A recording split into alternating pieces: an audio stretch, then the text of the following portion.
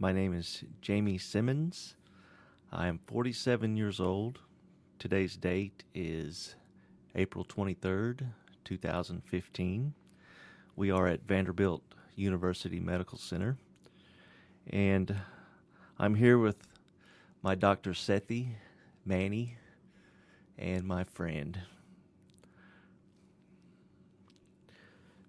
My name is Manny Sethi. I am 37 years old. Today's date is 4/23, 2015. We are at Vanderbilt University Medical Center, and I'm here today with Jamie Simmons, who is my friend and patient who I have taken care of for the last 3 years. Jamie, thank you so much for being here with me today.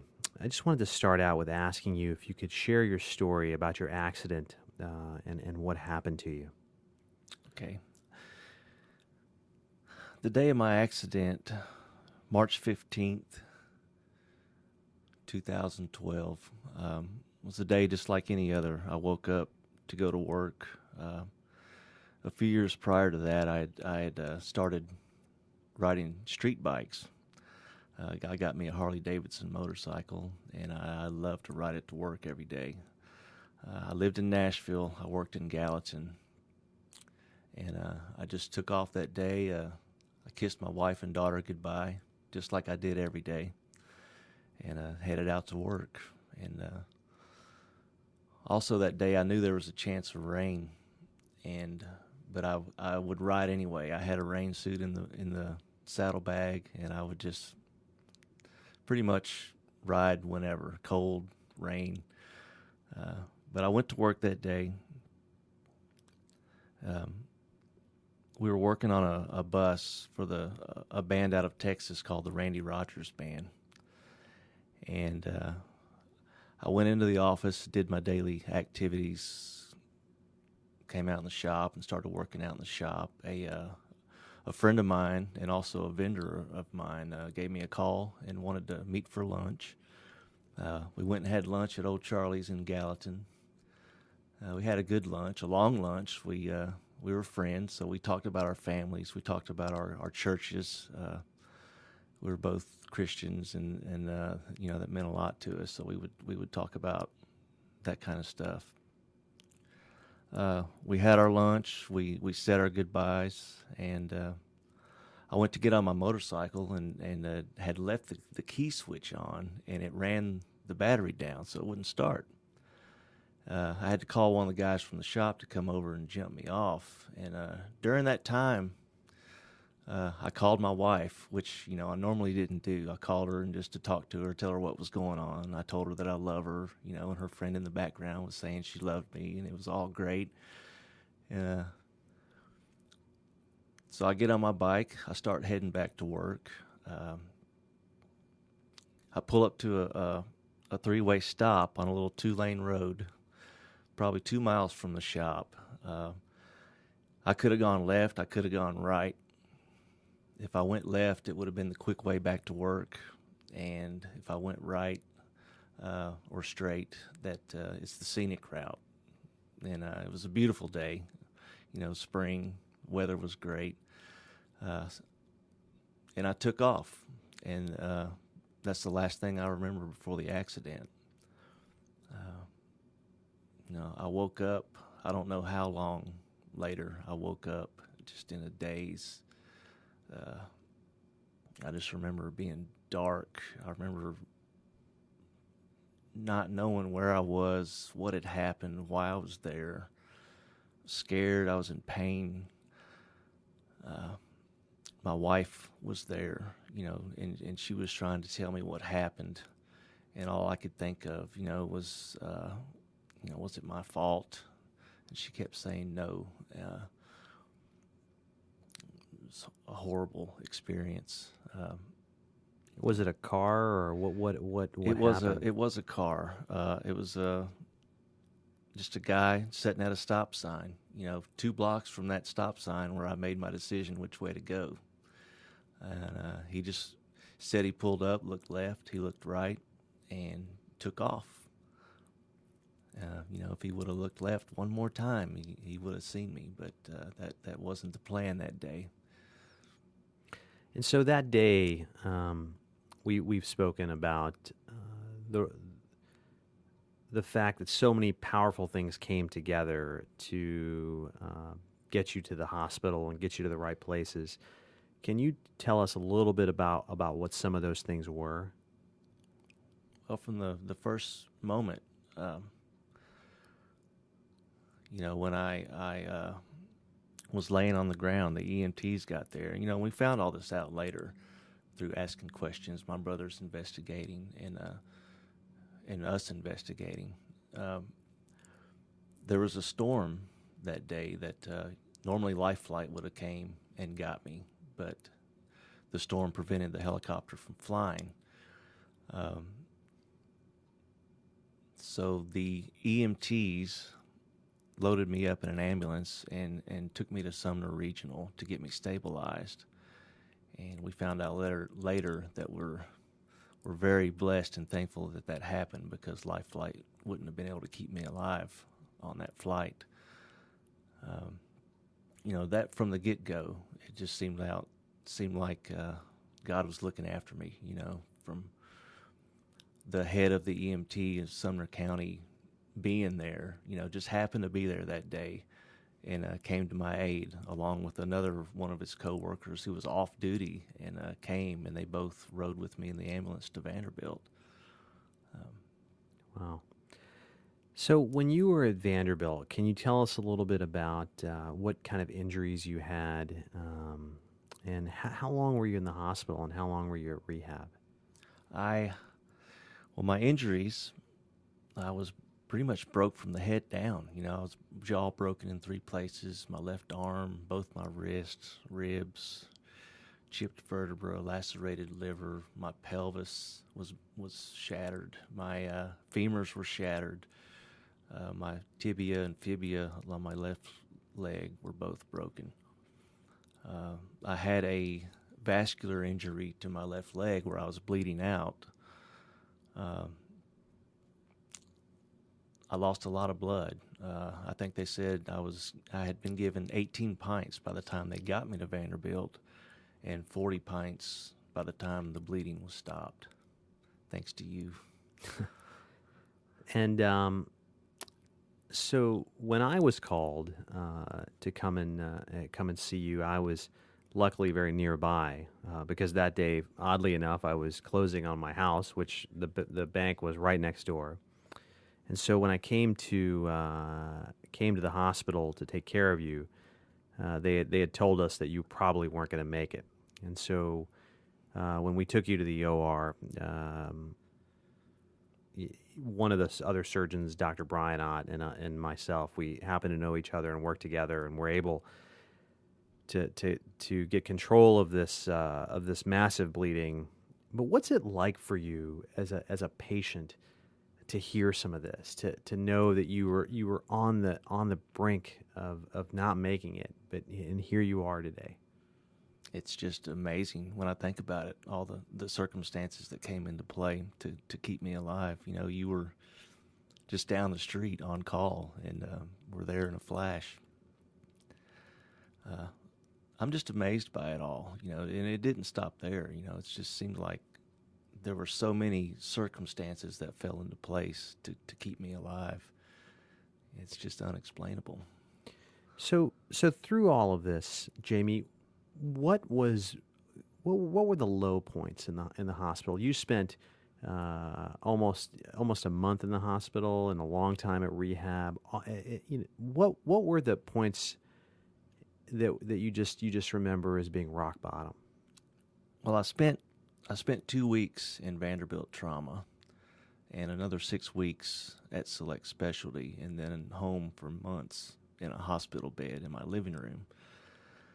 But what I remember about trauma, it was just dark and painful, and I was having these horrible hallucinations that at the time I believed were real. My nurse and my respiratory nurse, who I thought was my doctor, and I can still hear his voice today. I thought they were literally trying to kill me because I kept disturbing the other patients, and they kept yelling at me. One of my first memories was you know, people calling out, telling me to breathe. Jamie, you got to breathe, breathe.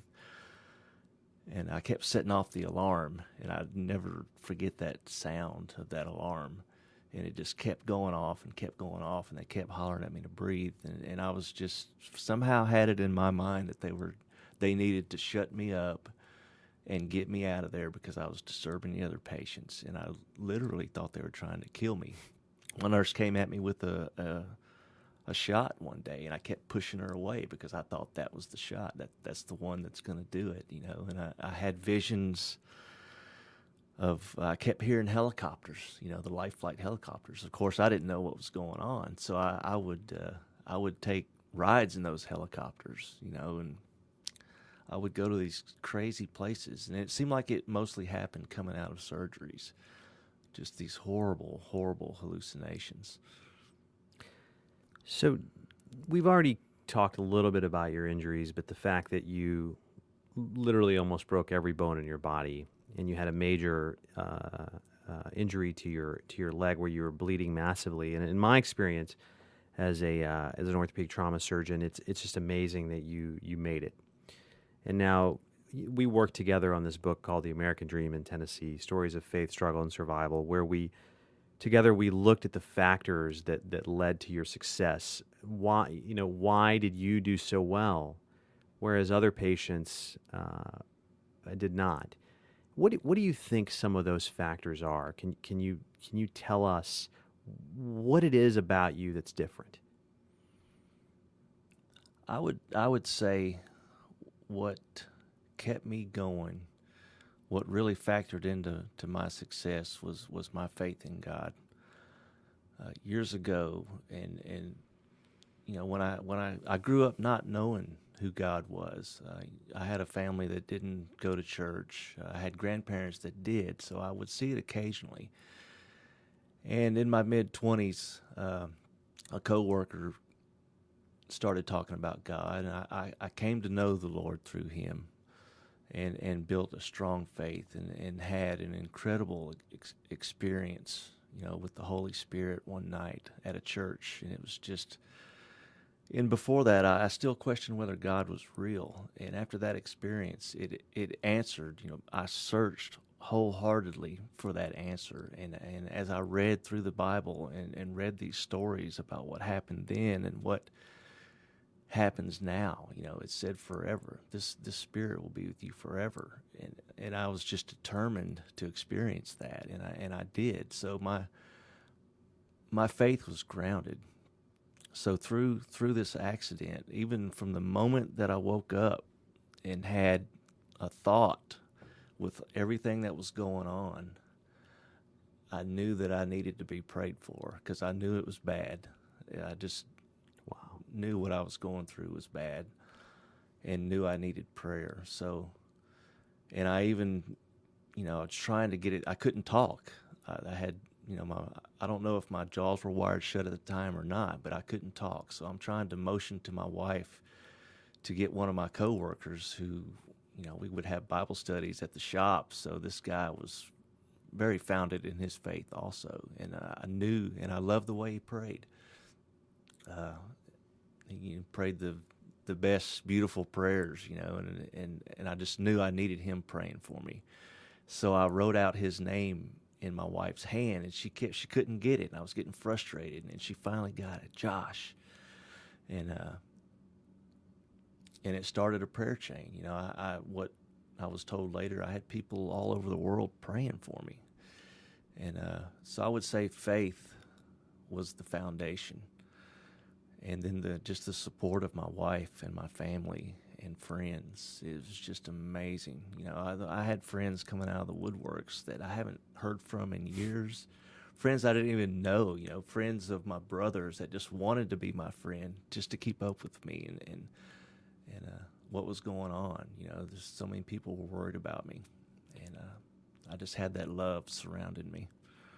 So what's amazing as a surgeon and a doctor to hear this is that it's not really the medicine or the operating room that really made the difference. It was the power of faith and the power of your wife, your family, and the community that really sounds like it made a difference in how you did.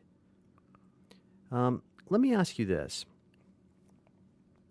In this project, we worked together, you as the patient and myself as the doctor, exploring these factors. And as we did this, I feel you got to know a little bit about me and who I am and where I'm from. Through this, do you think that it helped in our relationship as patient and doctor, and just in general, what are as a patient who's gone through so much, what are your feelings about the patient-doctor relationship and what makes it strong?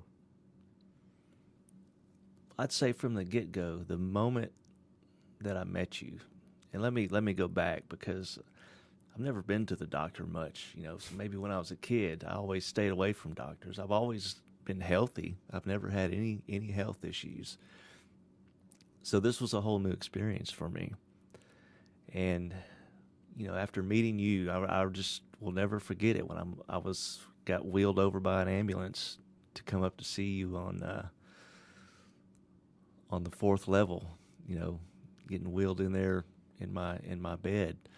When you came around the corner and you just started talking to me, you were so nice and so genuine, and you looked me in the eye, and I could just tell, this was a good person, and you just made me feel comfortable, and you talked to me and you kind of joked around with me about stuff, and you just had a great attitude, and it really, that helped me a lot, just to feel comfortable, with all the stuff I was going through, the pain and the worry, and just to see you so grounded, I guess, and I just really appreciate that, Because, for me as a doctor, I will say that learning your story and, about your story and your family and where you grew up, it really has changed forever my perspective as a doctor and the way I treat patients and how I view things.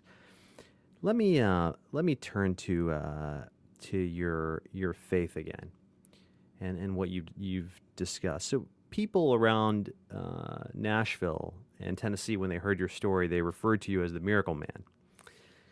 And I'm just interested in, how did this injury change your faith? Did it strengthen your faith? What has it done for you?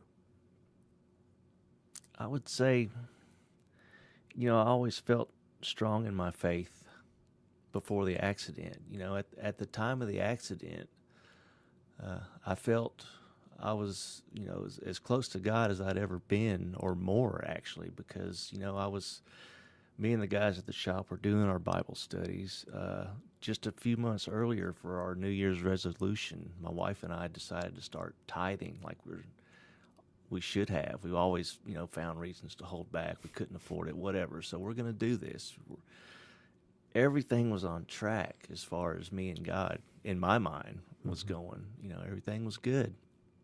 And then the accident. And there were some dark times. There were times, I cried out to God, why?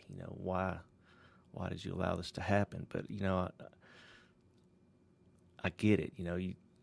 Things happen, and what, God couldn't control the actions of that guy who pulled out in front of me that day, more than he could control my actions of which way I wanted to go, but through every circumstance, he works, and there were blessings, and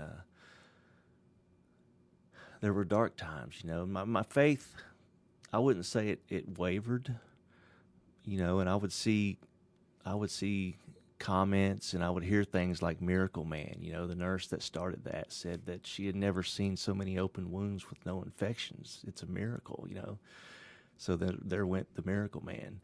And people were posting things on Facebook, about how, look at what God's doing in Jamie's life. He's so great, it's a miracle. He's blessed, and then one of my best friends posted, well, if God is such a loving God, why would he have allowed this to happen to begin with? And that really hit me. I still think about that today. And I've tried to come back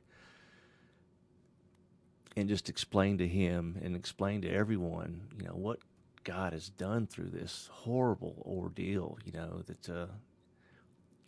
yeah, he does allow things to happen. He can't control our actions, but he can work through it, and he has through this whole this ordeal, and I explain it in much more detail than what time we have here in your book about the miracles that I've experienced through this and prior. My whole life has been, a testimony, and we all have one. Have you? So we've kept in touch, and you're still my patient and my friend. But have you seen any other caretakers from the day of your accident, or from this whole pathway that you've been on the last 3 years? And what's that been like? I have actually. Just, I would say 4 or 5 months after the accident, we went to see the EMT guys. My brothers had developed a relationship with those guys. They were actually working on a benefit concert to help, raise money for all my medical expenses.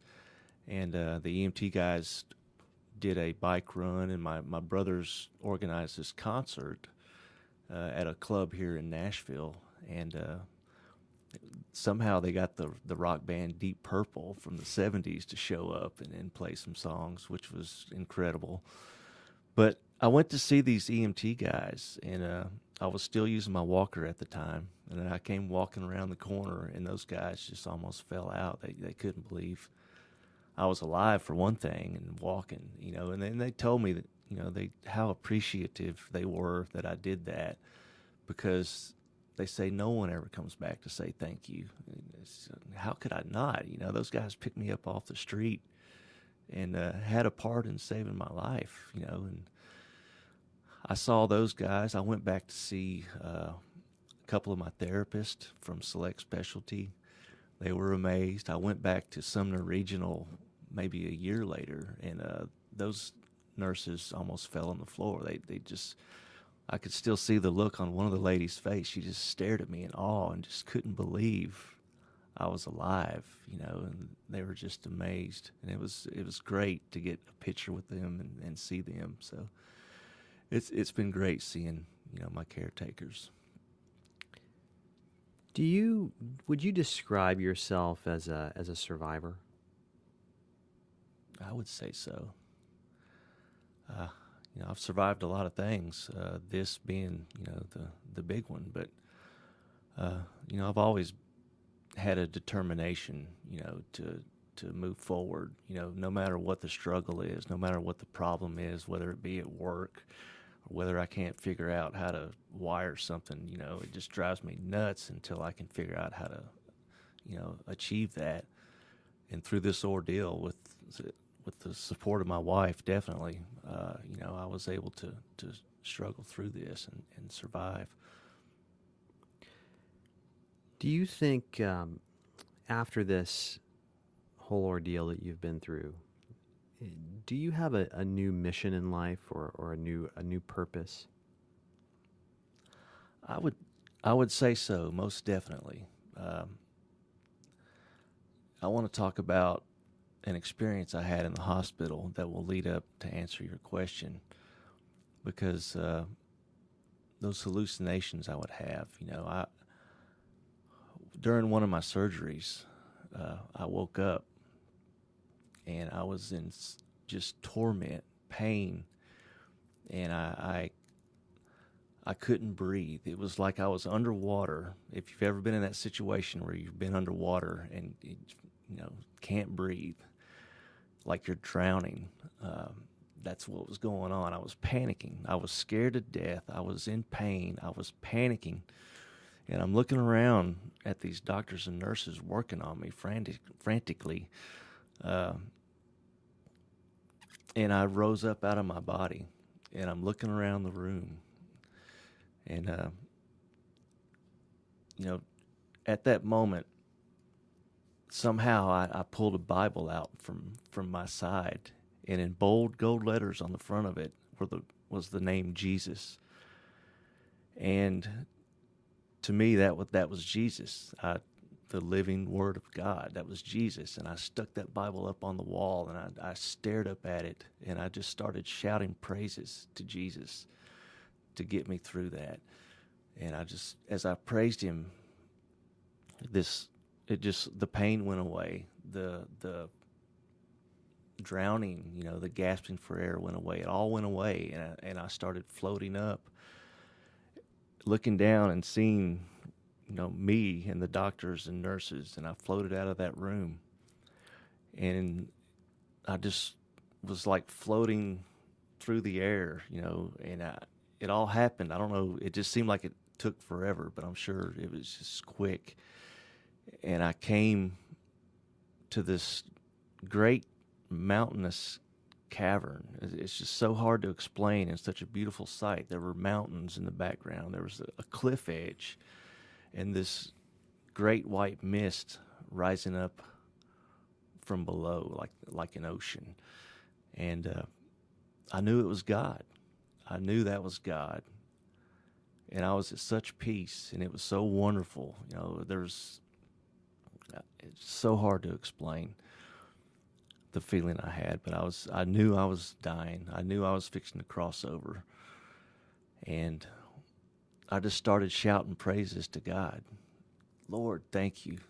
Thank you for just everything you've done in my life. Thank you for those many blessings you've given me in my life. And I just boldly shouting, which is hard for me to do. I'm not a bold person, and I'm shouting these praises to God. And I knew that was it, and I was ready. And I just said, Lord, if it's time for me to go, I'm ready. But if you have more left for me to do here, please let me stay. And at that very moment, I woke up, and I was just staring around a recovery room, and I just couldn't believe what had just happened, and from that moment on, I had no more hallucinations coming out of surgeries. Everything got better, and I just knew everything was going to be okay. So to answer your question, through that, the Lord allowing me to stay here and me asking him, if there's more for me to do here, please let me stay. I believe there's more for me to do here, whether it be this, whether it be, a nurse from my church who's a nurse in trauma unit said, you ought to check into the volunteering here. And so I've started doing that, just whatever opportunities that I've been given, I'm trying to take advantage of, whether it be volunteering here. I've also been asked to speak at a governor's highway safety convention about helmet safety because of my helmet taking a good shot that day and me not having any brain damage. That's another story about the night they took me off sedation to see if I was still there, and I was. So I spoke up to that committee on helmet safety. I went and spoke to senators just a couple of weeks ago on a helmet bill that they're trying to pass to do away with helmets in Tennessee. And I told my story. I did me a little PowerPoint presentation and showed a chart of my injuries and showed them the top of my head where my helmet was, that there was nothing because I was broken from my nose down. And hopefully it did some good because the bill didn't pass. So just whatever opportunities that are thrown at me to just serve, humanity, I feel like I need to do because God left me here to do it. So after going through such an ordeal like this, unfortunately, across the country today, there are going to be patients just like you who are coming into the hospital with these just devastating traumas. And what advice would you have for some, if you were to talk to the you from 3 years ago on that day, or a family who is going through something like this, what would you say to them? How would you advise them about the challenges to come and what they could do to prepare themselves. Basically, when I see patients in the trauma unit, I tell them my story, and I tell them what good hands that they're in. The wonderful doctors and nurses here, and I share my story, and I just encourage them to be strong, and do what the doctors tell them to do, because they know what they're talking about. Focus on their rehab. It's so important that they keep moving and exercising and keep their body, just moving forward, just to stay strong. And when it's brought up, we talk about our faith and family. Definitely, if I'm talking to family members, I tell them how important it is that they're there, for their survivor, because they really, I appreciated it so much when my family was there with me. I felt secure, and they need that. Those patients really need that, and it's very helpful. Has this changed at all your relationship with your family, with your wife, with your daughter? Is anything different now? Or tell me about your relationship with your family now after this accident. Definitely with my wife, it has showed me just how devoted she is to me. She was a rock. She was there. She slept in a recliner next to my hospital bed. She would help the nurses change my sheets and my wound dressings, and it got to where she did it all the time, and the nurses didn't have to do anything when they'd come into the room. They loved her. I had an ostomy bag because my right leg was almost ripped off my body, so I had to wear that for 8 months, and she took care of that for me. That's a test of a devoted wife right there, because she just showed me how much she loves me, and my family was just so great through this, just what they did for me, just love and support. My father-in-law came and built me a ramp for my wheelchair, into the house, and they just really showed how supportive they are, and I just appreciate them now so much more, and I just long to be with my family now. I just want to be with them in their presence and whatever we do. One last question. There was a party that was had for you at a church about a year after your anniversary, a coffee house. And I was invited, as were many of the people who were involved in your accident when you first played in a band. And I wanted to hear from your perspective what that night was like. What did it feel like when you were on that stage playing like you did? It was great. I felt like I was at home. I love playing at my church so much, and I missed it so much when I was not there. I just longed to be up on that stage using my talent, to just glorify the Lord, man. And when I saw you come walking in, I had no idea you were coming. My wife set that up, and it was just amazing. I thought, wow, this guy, he must really like me. He's coming to see me, and I was so excited, and I was just hoping you were watching me play, and it was great, man. That was so wonderful, that whole experience, because it, like you said, it was a year after my accident. I think it was not long after one of my last surgeries, Well, what was so powerful for me in that moment was that my wife was pregnant with our first son, and my father, and we've shared the stories, came to this country for my brother and I, and he had done all the stuff so that I could get to where I got.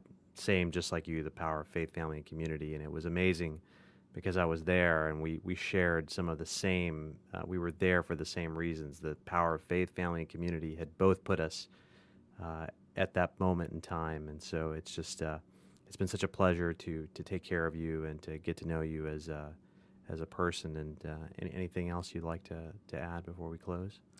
I just want to say how appreciative I am of you, Dr. Sethi. Manny, I got to get used to calling you Manny. And it's just wonderful, man. I'm very appreciative of you guys letting us be here today and share my story. I think people need to hear it.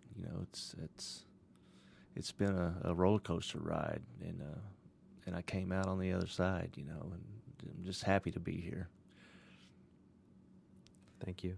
We've actually got just about 5 minutes left, so if y'all don't have anything more you want to add, I can maybe throw in a question. Sure, go for it. Yeah. So why don't you two? I just want to know a little bit more about sort of your friendship. So why don't you two? I don't know. Maybe just share sort of what you most appreciate about each other. I'll start. What I appreciate the most about Jamie has really over time, as I met 8 of my patients who had gone through very bad traumas, none as bad as yours, but bad. The one thing that really stuck out with Jamie was just how much your faith has meant to you, and how you just clung to it like a rock, and just always looked forward to the best, even in our darkest times. And when you weren't healing, when you were having so much pain, when you weren't able to walk, you always, as a patient, somehow your family just brought out the best in me, and I really admire that, because, and I think in many situations it's really easy to get down and to blame, but you never did that. You and your lovely wife always just brought out the best in me, and I think that a lot of that was just that maybe that we come from a shared background again, that that the power of faith, family, and community brought us together. It was those 3 single things, the things that allowed you to survive, and the things that basically made me a doctor. And so that's what I admire the most. Thank you. And after getting to know you, Manny, just from the first moment I met you, I just grow to like you. And then after so many visits and learning about you and learning about your history and things that you've done, man, it's just very inspiring to have a friend like you, and aside from you being my doctor, man, I just have really grown to appreciate your attitude. The book that you're writing is so wonderful, and it shows me that you have a strong faith, to do something like this and to share it makes me happy, and it makes me just glad I got to know you. And I'm just so glad that we got to know each other, that these horrible circumstances brought us together. It's amazing how the Lord can bring 2 people together from different backgrounds to experience something like this. It's just been wonderful getting to know you. Well, thank you. And just one last question, just in these last 2 minutes here. I often hear that people who have suffered from like serious illness or have been in life-altering accidents, they don't always, there's a person beyond the accident or beyond the illness, So what do you want people to know? All the people who are like sharing on Facebook or on social media about the Miracle Man. What do you want them to know about you that is more, that is more than just your accident and your survival? Just mainly that my faith in God is so important to me, and that it's so powerful, and I wish people could come to know that they could have that kind of relationship with God if they just get past their pride, and just allow it to happen. And I hope somehow I can just show that and just show His love through my actions and how I treat other people. It's and it makes me sad when I see people that are angry and just get upset about the dumbest things, And yeah, I have a new perspective on that kind of stuff now. I look at things different. I'm just so appreciative. I'm just glad I get up every morning and thank God just for the ability to breathe on my own. It's such an amazing thing, and I'm just so thankful. And I just hope that people can see that, through what I've been through. I've been blessed.